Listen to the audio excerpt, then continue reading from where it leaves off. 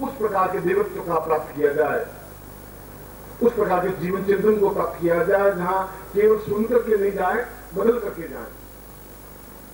क्योंकि इस धरती पर तो संत भी आते हैं, महात्मा भी आते हैं, उच्च कोटि के योगी भी आते हैं, यति भी आते हैं, सन्यासी भी आते हैं, और मंदिर में कृष्ण भगवान स्वयं बैठे हुए हैं। उन्होंने भी जीवन में संघर्ष किया, युद्ध किया, और युद्ध के बाद उन्होंने शांति स्थापित की। उन्होंने कहा कि युद्ध जीवन का संपूर्णता नहीं है। कृष्ण ने भी कहा महाभारत युद्ध की संपूर्णता नहीं की जा सकती। महाभारत के बाद में सैकड़ों वर्षों तक जो शांति रही वो कृष्ण की देन है। राम के बाद में सैकड़ों वर्षों तक जो शांति रही वह उनका त्याग है।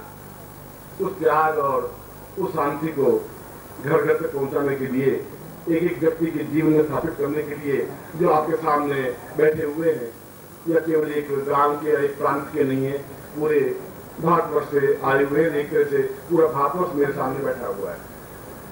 मैं आवाज देता हूं, पूरा भारतवर्ष बातों सुनता है, और मैं जब उनको कहता हूं कि केवल सुन करके पल्ला झाड़ करके जाने से जीवन नहीं चलेगा, तो मैं खुद को अपने आप को दिया जलाना पड़ेगा। बुद्ध ने कहा आप दीपो भव, स्वयं दीपक बन जाओ। सूर्य आज है, अंधकार में भी आ सकता है, उसके ऊपर बादल छा सकते हैं, उस समय तक सूर्य छिप सकता है, मगर यदि आप खुद दीपक हैं तो फिर अंधेरा नहीं आ सकता, फिर अशांति नहीं आ सकती, फिर हिंसा नहीं आ सकती। मैं आप सभी को दीपक बनने के लिए प्रेरित कर रहा हूं, हर बार आपको दीपक बनने की कोशिश करता हूं।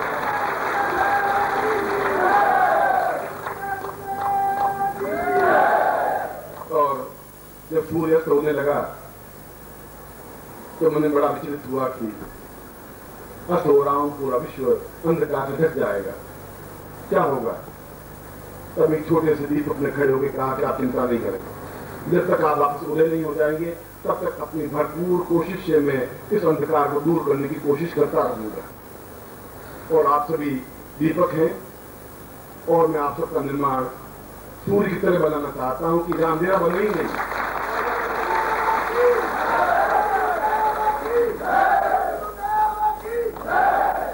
इस प्रांत ने बहुत कुर्बानियां दी हैं, आज नहीं, पिछले कई हजार वर्षों से। जिनके बेटे दीवारों में चुन लिए गए, बाप खड़ा खड़ा देखता रहा, उस कुर्बानी को भी इस पंजाब ने देखा है। युद्ध किया है मुगलों से और झुका नहीं है, वो भी इस देश से, इस प्रांत में देखा है। आतंकवाद से भी लड़ा है, सीना ठोक करके लड़ा है, खड़ा रहा है। वो जितनी कुर्बानियां पंजाब में दी है, पूरे भारतवर्ष में मिलकर के भी नहीं दी है। फिर उसने घुटने नहीं टेके, फिर वो बिगड़ा है नहीं, उनके सामने झुका नहीं, लड़ के सामना किया।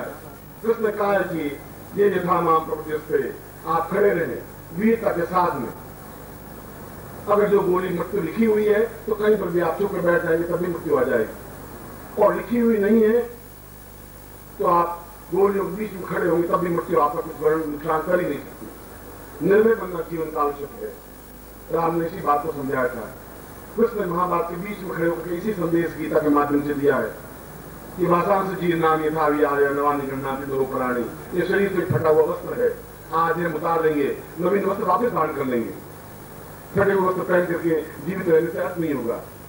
गंदे विचारों से और हिंसा से भरा हुआ शरीर लेकर के जीवित रहना जीवन नहीं कहलाता। ऐसा तो प्रत्येक पशु करता है, एक पशु दूसरे से लड़ता ही रहता है, वह पशुत्व भाव है। इस यज्ञ के माध्यम से और 4 दिनों तक इस साधनाओं के माध्यम से मैं उस पशुत्व से मनुष्यता की ओर अग्रसर करने का प्रयत्न करता हूं। यही नहीं,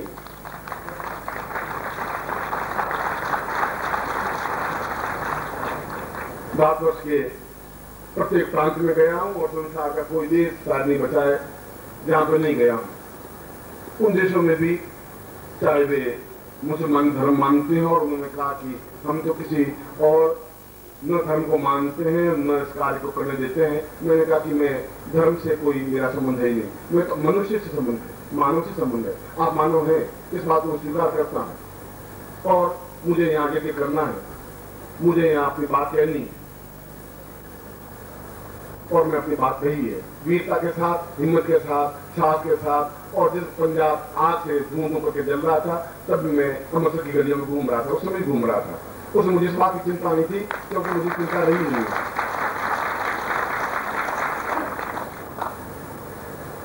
जो साहब बिल्कुल सही कहा कि सरदार बेन सिंह जी ने, गिल साहब ने और यहाँ के लोगों ने वीरतापूर्वक सामना किया है, दृढ़ता के साथ, हिम्मत के साथ, और इसे सिद्ध कर दिया है कि हिम्मत और साहस के साथ वापस युद्ध की जगह, आतंक की जगह शांति लाई जा सकती है।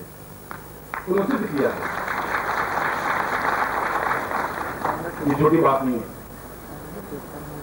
और उस समय में भी जब सारा देश घबरा रहा था, चिंतित हो रहा था, क्या होगा, कैसे होगा, इसका अंत कहां आएगा। जो हम युद्ध देख रहे हैं कश्मीर में, जम्मू में, उससे कई 100 गुना ज्यादा युद्ध और वैमनस्यता हम यहाँ देख चुके हैं, इस धरती पर देख चुके हैं, जहां पर कृष्ण पैदा हुए, जहां पर राम पैदा हुए, जहां पर चैतन्य पैदा हुए, जहां पर वेदों की रचना हुई, जहां पर उपनिषदों की रचना हुई, जहां आर्य सभ्यता में पहले आम खोली, जहां उन्होंने ऋग्वेद की रचना की, यजुर्वेद की रचना की, सामवेद की रचना की, जहां की नदियां अपने आप में पवित्र पूजनीय मानी जाती हैं, और जहां उस धर्म को हमने स्थापन करने की कोशिश की, जहां सब धर्म उसमें समाहित हो सकते हैं। समुद्र में खारा पानी भी आए, मीठा पानी भी आए, नाला भी आए, समुद्र सबको पचाता है। हमने सबको पचाने की कोशिश की है, हमने किसी के प्रति को द्वेष नहीं रखा है। हम द्वेष उससे रखते हैं जिसके मन में हिंसा है, क्रोध है, छल है, झूठ है, कपट है, पीठ में छुरा भोंकने की प्रवृत्ति है, और ये कहने से ये प्रवृत्ति नहीं मिट सकती। अखबारों के माध्यम से प्रयत्न कर रहे हैं पत्रकार, मगर जब तक मन ही नहीं बदलेगा, जब तक आप में क्षमता नहीं आ पाएगी, तब तक इस प्रकार की स्थिति नहीं बन सकती। ये शब्दों के माध्यम से नहीं बन सकती।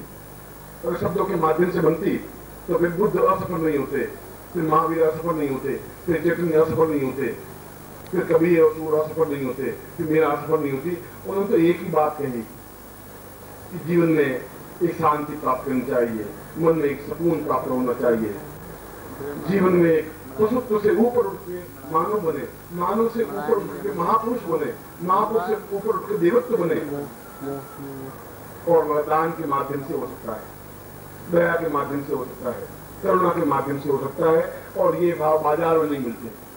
करुणा बाजार में नहीं खरीदी जा सकती, दया को हम पैसे देकर नहीं खरीद सकते, दान को देने के लिए किसी स्कूल में शिक्षा नहीं दी जाती। दान तो देना हमारे जीवन का धर्म, हमारे जीवन का आधार है, जिसके माध्यम से एक अच्छे विश्व का निर्माण हो सके, मंदिर बन सके, जहां पर पापी से पापी आदमी जाएगा तो क्षण के लिए भी उसकी आंख झुकेगी ही, क्रोध नहीं पैदा होगा। और मैंने सुना है कि लुधियाना और उसके आसपास का क्षेत्र दान के लिए अत्यंत पूरे पंजाब में महत्वपूर्ण माना गया है, जो इस बात की चिंता नहीं करता कि शाम को मुझे कुछ मिलेगा या नहीं मिलेगा। दाएं हाथ से देते हैं तो बाएं हाथ को पता ही नहीं पड़ता कि मैंने दिया है या नहीं दिया है। हुकुमराज जी को मैं बोलने के लिए कहा तो उन्होंने कहा कि मैं क्या बोलूँ, ठाकुर जी अपने आप बोल ही रहे हैं। तब भी उनसे बात की तो उन्होंने कहा ऐसा ही है, ये सब ठाकुर जी का है, ये धरती का सौभाग्य है। क्यों सौभाग्य है कि यहाँ पर ऐसी तपस्याएं हुई है, वो तब से समाप्त नहीं हुई आर्यों की हमारी, क्योंकि यहाँ पर ऐसे वेद रचे गए हैं। यहाँ इस पंजाब में इस आर्यों ने पूरे भारतवर्ष को आर्य सभ्यता दी, संस्कृति दी, ज्ञान दिया, चेतना दी, प्रभुत्वता दी, प्रेम दिया, करुणा दी, ममत्व दिया, स्नेह दिया, पंजाब ने दिया। और पंजाब ने हिंसा भी बताई, और ये बताया कि हिंसा के सामने भी दम ठोक खड़े हो सकते हैं। गोलियों को सीने पर झेलने के लिए भी खड़े रहे, उनके भी पत्नी थी, उनके बेटे थे। युद्ध कोई नहीं चाहता, मगर जहां मन बदल जाएगा वहां हिंसा पैदा होगी, जहां क्रोध पैदा होगा। हमें केवल उपदेश देने की अपेक्षा प्रैक्टिकल कार्य करें, जिससे कि यहाँ का वातावरण और पूरे देश का वातावरण अपने आप में परिवर्तित हो सके। और हो रहा है, जो आज से 5 साल पहले था वो आज नहीं है, बहुत परिवर्तन आ गया। जो 91 था वो 92 नहीं रहा, 92 था वो 94 नहीं रहा, जो 94 में जितनी हिंसा थी वो 95 में नहीं रही। धीरे धीरे कश्मीर में भी पिछले 2 साल की अपेक्षा बहुत कम हिंसा का वातावरण बना है। यह उपदेशों शब्दों के माध्यम से नहीं, उन सैकड़ों साधकों के माध्यम से, उन योगियों के माध्यम से, उन सन्यासियों के माध्यम से, जो मंत्रों के माध्यम से, देवताओं की सहायता के माध्यम से उस शांति को स्थापित करने के लिए प्रयत्नशील है। ये पशुत्व की शिक्षा नहीं दे रहे, कोई हिंसा की शिक्षा नहीं दे रहे। मैं आपको और यहाँ की धरती को कुछ लेने के लिए नहीं आया। अब थे, घर थे, अतिल थे, खाना थे, पुलिस थे, हमारे आलिया इस प्रकार से जंगल में अकेले जाकर कभी बैठ गए। समाज के बीच में बैठना है, समाज के बीच में लोगों से मिलना है, एहसास करना है कि मैं भी आपको जैसा ही हूं, मैं आपसे अलग करके नहीं हूं, मैं अपने आप को बुझवाने के लिए नहीं आया हूं, मैं अपने आप में कोई फूलों की माला पहनने के लिए नहीं आया, मेरे जीवन को विषय आ भी नहीं।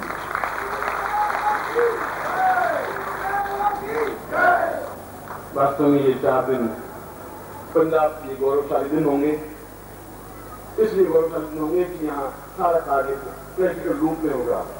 उन मंत्रों के माध्यम से, उस चेतना के माध्यम से, ध्यान के माध्यम से दिन भर आपको देखेंगे कि ये साधक उन कार्यों में प्रवृत्त हैं जो प्रैक्टिकल है। मैं कहूं तुम समुद्र में जाओ, कूदो और तैर जाओ, तुम नहीं तैरना सीख सकते। तुम 100 ग्रंथ पढ़ करके भी, 100 प्रश्न सुन करके भी नदी में तैरना सीख नहीं सकते, संभव नहीं है। तैरने के लिए तो मुझे आपके बीच में खड़ा होना पड़ेगा नदी में, और आपको तैरना सीखना पड़ेगा, प्रैक्टिकल होना पड़ेगा। और प्रैक्टिकल होने से आदमी तैरना सीख सकता है, उस समुद्र को भी पार कर सकता है, उस नदी को भी पार कर सकता है, उस बाढ़ की विभीषिका को भी पार कर सकता है। इस उपदेश की अपेक्षा मैं प्रैक्टिकल सिखाने के लिए पूरे भारतवर्ष में घूमता हूँ। प्रत्येक स्थान का, दक्षिण का हो, चाहे उत्तर का हो, चाहे पश्चिम का हो, चाहे पूर्व हो, चाहे कन्याकुमारी हो, चाहे काश्मीर हो, उन सारे स्थानों पर हजारों यज्ञ किए हैं, हजारों साधना शिविर लगाए हैं, सैकड़ों में। आचार्यों ने जिन ग्रंथों को नष्ट कर दिया, बर्बाद कर दिया, कुछ ग्रंथ समाप्त हो गए, उनको वापस पुनर्जीवित करना, आर्य सभ्यता वापस स्थापन करना, मनुष्य को बदलना, नए मनुष्य का निर्माण करना और पूरे विश्व में शांति सद्भावना पैदा करना, जीवन का एक लक्ष्य, जीवन का एक उद्देश्य जो प्रारंभ से अपना लिया और फिर जीवन का बहुत अंत में शांत खड़ा,